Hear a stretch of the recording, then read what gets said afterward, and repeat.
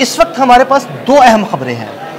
पहली खबर तो यह है कि भारतीय लड़ाका तैयारे पाकिस्तान ने अपने किन जहाज़ों से गिराए, और दूसरी अहम खबर यह है कि रूस का झुकाव भारत की जानिब से हट के पाकिस्तान और चाइना की जानिब कैसे हो गया। आइए इन दोनों खबरों के बारे में आमिर रज़ा से जानते हैं। आमिर भाई, अमेरिका ने इस बात की तस्दीक की है कि पाकिस्तान और भारत के दरमियान होने वाली हालिया डॉग फाइट में अमेरिका का कोई भी F-16 तैयारा इस्तेमाल नहीं हुआ। अगर कोई अमेरिकी F-16 तैयारा इस्तेमाल नहीं हुआ तो पाकिस्तान ने किस तैयारे के साथ भारतीय तैयारे गिराए? देखिए, इस पूरी एक खबर के अंदर आपकी 2-3 खबरें शामिल हैं। हमारे पास अब ऐसे जहाज़ मौजूद हैं अपने खुद के जो कि ये काम कर सकते हैं। हमें ज़रूरत ही नहीं थी F-16 को उड़ाने की।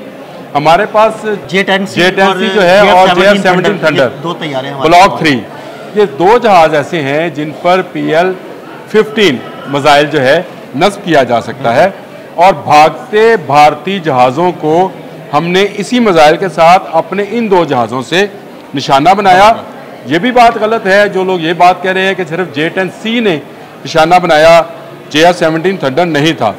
देखिए, JF-17 थंडर ब्लॉक 3 जो है ये 4.5 जनरेशन का जहाज़ है और इसको हम 5th जनरेशन पर ले जाना चाहते हैं। J-10C जो है ये पहले से 5th जनरेशन का जहाज़ है और ये राफेल से एक कदम आगे है। उनके पास इस वक्त जो सुहुई है रशिया का, वो 4 जनरेशन का जहाज़ है। अच्छा, रशिया के पास 5th और 6th जनरेशन के जहाज़ भी हैं। अब आपके दूसरे सवाल की तरफ आते हैं। मैंने ये जानबूझ के यहाँ पे बात को कट किया है। दूसरी तरफ आते हैं कि रशिया का झुकाव अचानक भारत से क्यों उठा, यानी उसने क्यों उठाया, और उसमें बड़ी वजह यह है कि मोदी ट्रंप की गोद में जाकर बैठकर जब F-35 का मुआहदा करेगा और सुहुई को इनकार करेगा, तो मुझे बताएं रशिया कैसे इतनी बड़ी इंडस्ट्री उसकी जो कि जहाज़ बनाती है। आपको पता है दुनिया में सबसे बड़ी जहाज़ बनाने की इंडस्ट्री रशिया के पास है, अमेरिका के पास नहीं है। लोगों की गलत फहमी है, शायद रशिया के पास है, जो कमर्शियल प्लेन्स भी बनाते हैं, जो है ये फाइटर प्लेन्स भी बनाते हैं। अब सुहुई छोड़कर जब आप F-35 की तरफ जाए, जो आपको अगले 4-5 साल में वादा किया जा रहा है कि मिलेगा और बहुत भारी कीमत में मिलेगा, और दूसरी तरफ चाइना है, और चाइनीज़ कॉरिडोर मुकम्मल ही तब होता है जब रशिया उसके साथ शामिल हो, यानी चाइनीज़ इकनॉमिक कॉरिडोर, जिसमें चाइना, पाकिस्तान, रशिया, तुर्की एंड देन यूरोप। जी बिल्कुल, ये है कॉरिडोर। इसी कॉरिडोर को मुकम्मल करने के लिए रशिया बहुत इंटरेस्टेड है। आपको पता है जैसे ही ये टेंशन बनी थी तो रशियन वज़ीर ख़ारजा का टेलीफोन सबसे पहले आया था पाकिस्तान में, क्योंकि वो समझता है कि इंडियन जो है वो अमेरिकन ब्लॉक में चला गया है, और मोदी जो है उसकी पॉलिसी की वजह से उसका दरीना दोस्त रशिया, जिसने उसको अभी हम एक मिसाइल के सिस्टम की बात कर रहे थे S-400 की, वो भी रशिया ने दिया। सुहुई जो है वो रशिया का जहाज़ है। MiG-29, MiG-21, MiG-23, ये तीनों किस्म के मिग जो हैं ये भी रशियन जहाज़ हैं।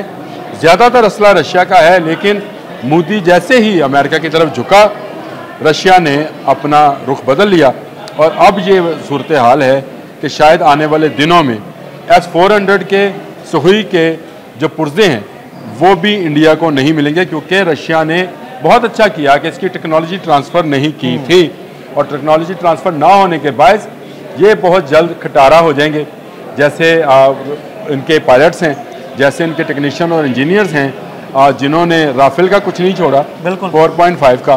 तो J-10C ब्लॉक 3 है, JF-17 थंडर ब्लॉक 3, ये दो जहाज़ हैं जिन्होंने इन जहाज़ों को गिराया। F-16 तो हमने निकाले ही नहीं है। और मैं आपको ये भी एक बात बता दूँ, बहुत सारे लोगों के पास गलतफहमी है कि हमारे पास ये वो 82 वाले F-16 हैं। नहीं जनाब, इनको ना सिर्फ हम अपग्रेड कर चुके हैं बल्कि इन पर नए वेपन्स भी लोड कर चुके हैं, और हमारे पास वो जो F-16 थे जो हमने कहा था कि भारत के खिलाफ इस्तेमाल नहीं कर सकते, अफगान वार के लिए हैं, वो छोटी सी टुकड़ी रह गई। अब हमारे पास बहुत ज़्यादा F-16 हैं जो हमने पूरी दुनिया से इकट्ठे किए। टर्की के साथ मिलकर इन F-16 को जो है हमने अपग्रेड किया हुआ है, क्योंकि F-16 की टेक्नोलॉजी ट्रांसफ़र टू टर्की है क्योंकि वो नेटो का रुकन है। ये एक लंबा प्रोग्राम है, जब आप करना चाहेंगे कर लीजिएगा मेरे साथ। जी बहुत शुक्रिया आमिर भाई जी। और नाजरीन, आमिर भाई ने तफसील के साथ आपको इन दोनों सवालों के जवाब दिए।